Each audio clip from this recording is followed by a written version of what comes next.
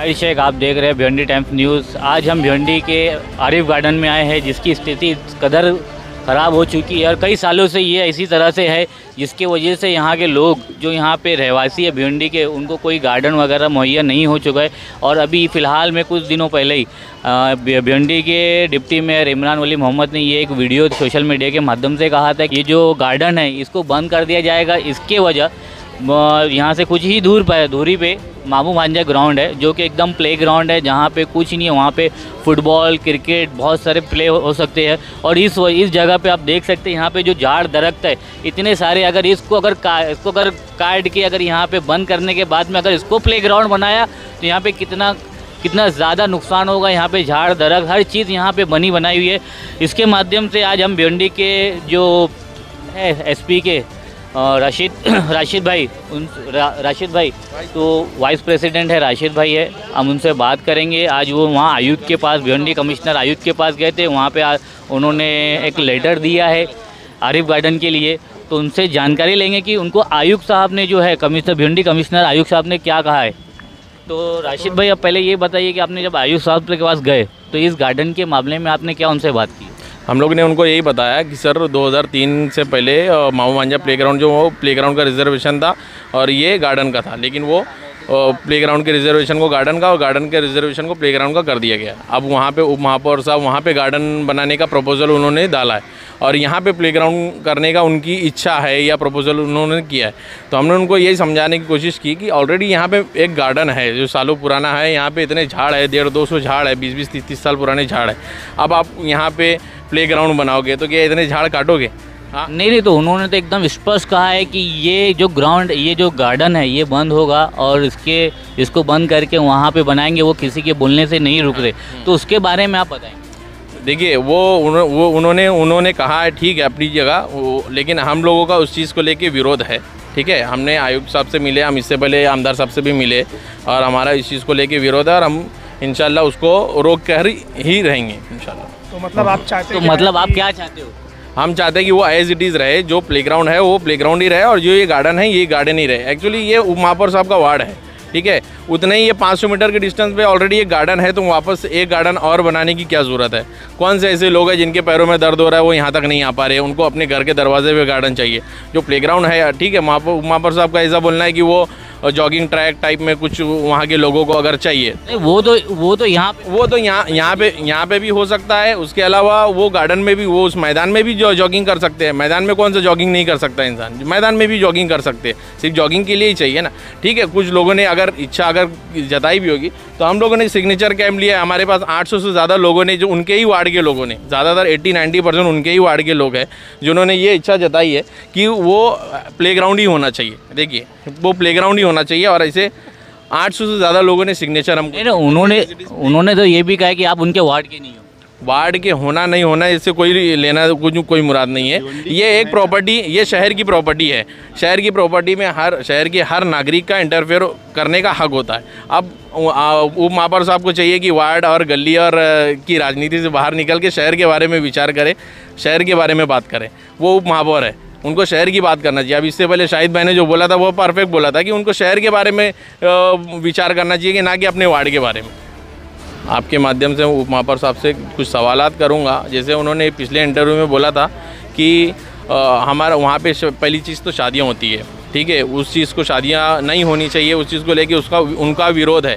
तो जब आप महापौर है और 20 साल से कॉरपोरेशन में है तो आपने कोई विरोध क्यों नहीं किया? अगर वहाँ पे शादियाँ हो रही है, प्लेग्राउंड में शादियाँ हो रही है, तो आपने विरोध करना चाहिए। आपने क्यों विरोध नहीं किया? क्यों नहीं शादियाँ जो हो रही है वो रुकवाया वहाँ पे? ठीक है, उसके अलावा आप बोलते हैं कि गार्डन, यहाँ पर गार्डन है, ये मेंटेन नहीं होता है। तो ये मेंटेन अगर नहीं होता है तो इसकी जिम्मेदारी किसकी है? ये आपका ही वार्ड है, 20 साल से आपका वार्ड है और ये मेंटेन नहीं होता है, तो इसकी जिम्मेदारी किसकी है? इसमें फेलियर किसका है? आप ही का फेलियर है। अगर ठीक है, चलो आप यहाँ से गार्डन उठा के आप वहाँ पे लेके जाएंगे या वहाँ पे नया गार्डन बनाएंगे तो वो भी तो मेंटेन नहीं होगा। मेंटेन होगा इसकी क्या गारंटी है? तो बात तो वही हो गई ना, इतना कॉरपोरेशन का इतना पैसा जो ज़ाया होगा ये गार्डन को डिस्ट्रॉय करके इसको प्लेग्राउंड बनाने में। आप यहाँ पे देखो, यहाँ पे नाला है, बहुत बड़ा नाला है, ठीक है।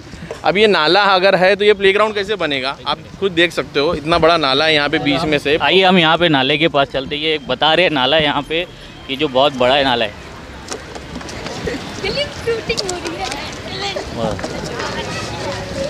उधर से तो ये एक देखिए ये यहाँ पे नाला है, राशिद भाई बता रहे कि यहाँ पे ये नाला है कि अगर प्लेग्राउंड होगा तो नाला बीच में आएगा और यहाँ पे कौन से तरीके का कौन से टाइप का प्लेग्राउंड बनेगा।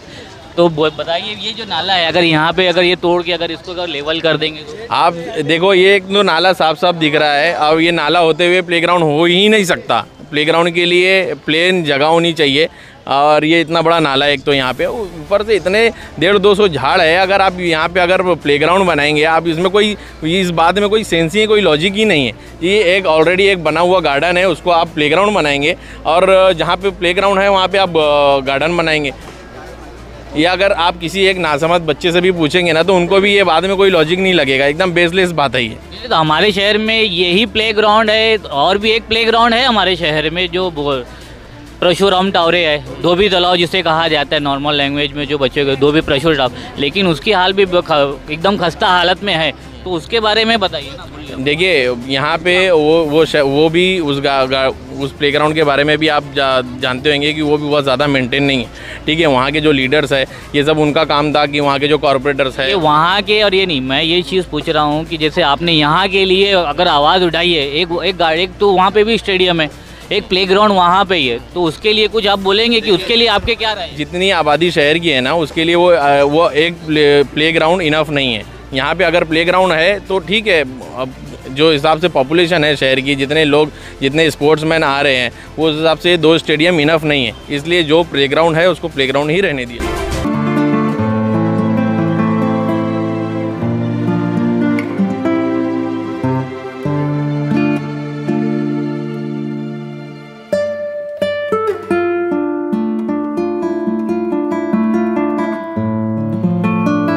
मसला ऐसा है ना कि ये ऑलरेडी मेन मसला यहाँ पे ऐसा है कि ये स्वैपिंग हुआ है, इसका रिजर्वेशन स्वैपिंग हुआ है।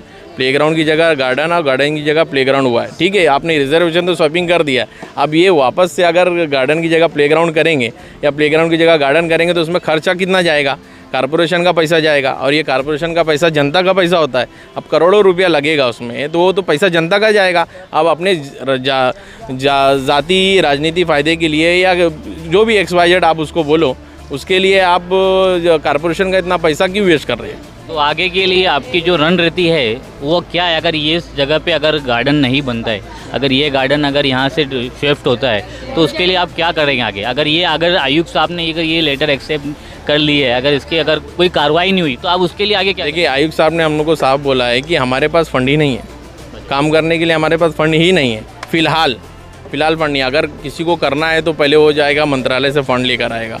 ठीक है, महानगर पालिका के पास ये काम करने के लिए फंड ही नहीं है। अब ठीक है, महापौर साहब किस हिसाब से ये काम को आगे बढ़ा रहे हैं वो तो वही जानते हैं। ठीक है, लेकिन आगे हम लोग इसके पेपर वर्क हम लोग कर रहे हैं और इंशाल्लाह हम लोग इसको लुकाएंगे।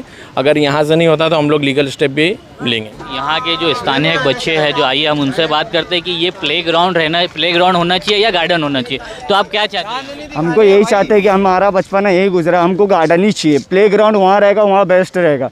यहाँ गार्डन अगर रहेगा तो यहाँ कुछ औरतें हैं कि यहाँ आके अपना सुकून मिलता है। और बहुत से औरत यहाँ के लेडीज़ वगैरह है, जॉगिंग वगैरह आ जाता है और इधर के लेडीज़ वगैरह कम चल पाते हैं। यहाँ पे भी जॉगिंग होती है सुबह मॉर्निंग में ऑल ओवर मतलब सब लोग आ सकते हैं, लेडीज़ जेंट्स, और शाम में 4 से 6 ओनली ऑन लेडीज़ आ सकते हैं। बस इसके लिए यहाँ के बच्चे जो है सपोर्ट नहीं कर पा रहे। और बाकी उधर का जो है प्लेग्राउंड उधर ही रहने दो, इधर का हमारा गार्डन हमको चाहिए। आप लोग क्या चाहते हो? यहाँ पे क्या चाहिए?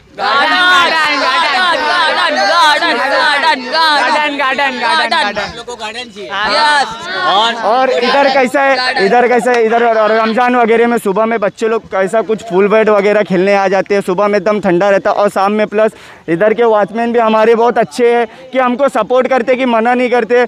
हम तो यही चाहते हैं कि वॉचमैन हमारे यही रहे और जो हमारे पुराने वॉचमैन है वो भी रहे। बस हमको इतना है कि हमको यहाँ का गार्डन चाहिए। तो यहाँ चलो बहुत अच्छे हो, थैंक यू।